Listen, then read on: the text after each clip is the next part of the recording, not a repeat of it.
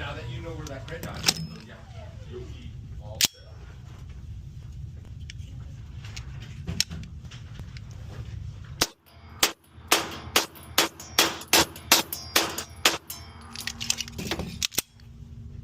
Y'all have any questions, just let me know, okay?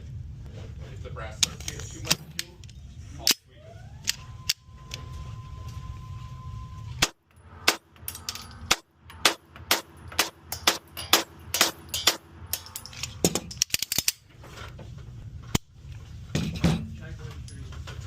So you gotta leave those on while you're inside. Go all the way out.